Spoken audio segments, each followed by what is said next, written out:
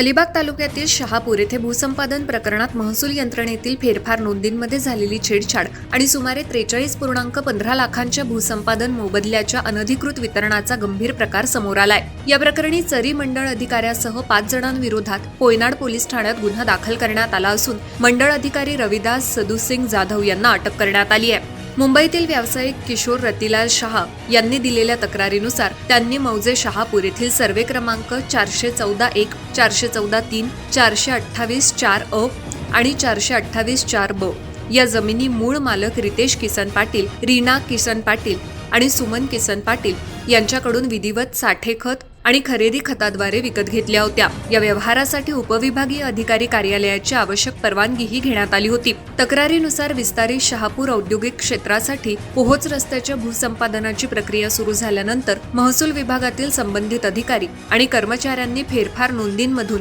शहा यांचं नाव वगळलं किंवा रद्द केलं। परिणामी वास्तविक खरेदीदाराचा अधिकार नाकारत मूळ खातेदारांच्या नावावर भूसंपादनाचा मोबदला मंजूर करण्यात आला। याच प्रक्रियेत 43,15,038 रुपयांचा मोबदला मूळ खातेदार आणि मृत व्यक्तीच्या नावावर वितरित करण्यात आल्याचा आरोप तक्रारीत करण्यात आलाय। तसंच मृत सुमन पाटील यांचं नाव 7/12 उतार्यावर कायम ठेवणं, फेरफार नोंदींमध्ये दिशाभूल करणारे बदल करणं आणि सरकारी अभिलेखांमध्ये छेडछाड करून शासनासह तक्रारदाराची आर्थिक फसवणूक केल्याचाही आरोप करण्यात आलाय। या तक्रारीवरून पोयनाड पोलीस ठाण्यात मंडळ अधिकारी रविदास सदुसिंग जाधव, तलाठी सतीश भानुदास ढवले, मूळ जमीनधारक रितेश किसन पाटील, रीना किसन पाटील उर्फ रीना साईराज येलमकर आणि व्यवहारातील मध्यस्थ कुमार नारायण बैंकर यांच्यावर गुन्हा दाखल करण्यात आलाय।